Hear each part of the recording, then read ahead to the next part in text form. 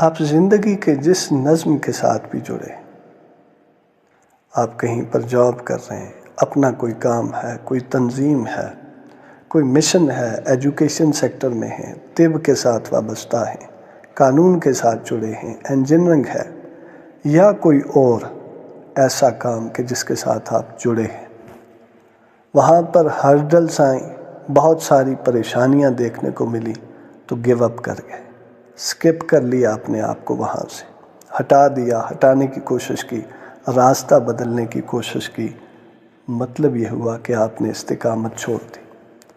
جبکہ ضروری کیا چیز ہے؟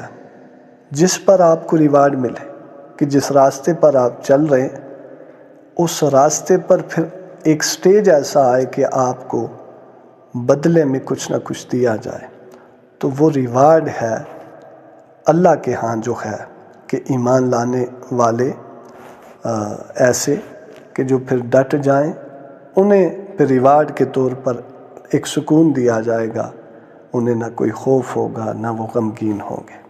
لیکن دنیا میں بھی اس کے بہت سارے فوائد ہیں۔ مثلا ایک بندہ کسی جگہ جاب کرتا ہے، بہت ساری مشکلات فیس کرتا ہے، ایسی ہرڈلز جو ناقابل برداشت ہوتی ہیں انہیں برداشت کر کے چلتا رہتا ہے، اپنے سفر کو روکتا نہیں، اپنے آپ کو اس مشن، اس نظم سے کٹ نہیں کرتا، سکپ نہیں کرتا، خود کو گیو اپ نہیں کرتا وہاں سے، تو ایک وقت آتا ہے کہ اسے ریوارڈ کے طور پر عہدہ بڑھا کے اس کے ایکسپیرینس بیس پہ اسے آگے کر دیا جاتا ہے، سینئر کر دیا جاتا ہے۔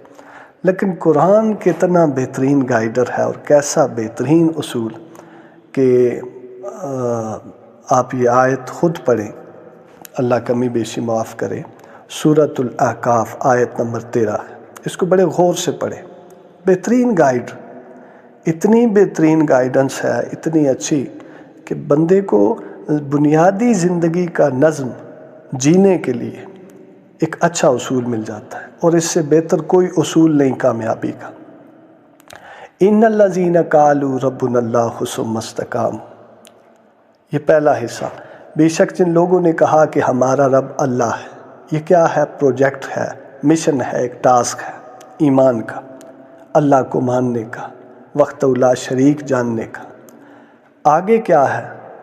جو اس پر ڈٹ گئے، ثم استقاموا، پھر اس پر جمے رہے، ڈٹے رہے۔ اللہ کمی بیشی معاف کرے، آپ خود تحقیق کریں، سورۃ الاحقاف آیت نمبر 13۔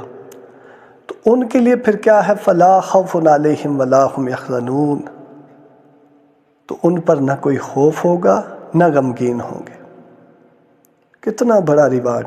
آپ دیکھیں کہ حضرت بلال حبشی رضی اللہ عنہ، قربان جائیں ایسی ہستیاں، کروڑوں سلام ایسی ہستیوں پر، بے بہا سلامتی ایسی ہستیوں پر کہ جنہوں نے اس اصول کے مطابق اپنے آپ کو پیش کیا۔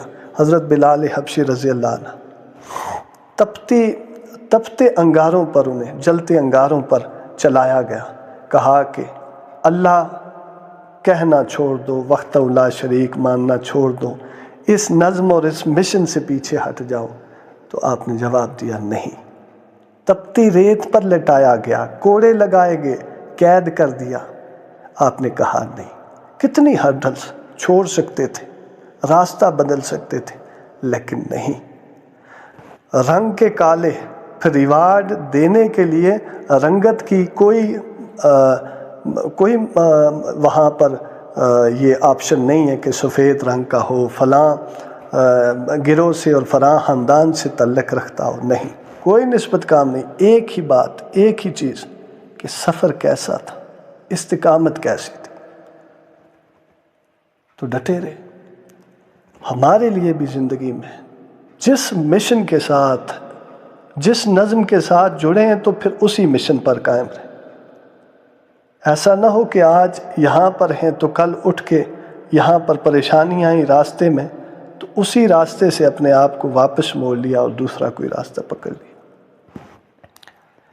یہ اس کام کا ایک نظم ہے، اس نظم کا ایک تقاضا ہے کہ آپ اس کے ساتھ جڑے رہیں۔ اگر آپ ریوارڈ چاہتے ہیں اپنے اس کام میں، آپ زندگی میں پریکٹس کر کے دیکھ لیں، آپ کسی بھی کام سے جڑ جائیں، اور جڑے رہیں، پھر آپ کو ایسا ریوارڈ ملے گا، اس استقامت کے مطابق آپ کو اس کا ریوارڈ ملے گا، کوئی نہ کوئی جزا، کوئی نہ کوئی تحفہ، کوئی نہ کوئی آپ کے لیے ریوارڈ موجود ہوگا۔ استقامت کو اپنے ہر کام، ہر مشن میں خاص اہمیت دیں اور اس پر زور دیں کہ آپ استقامت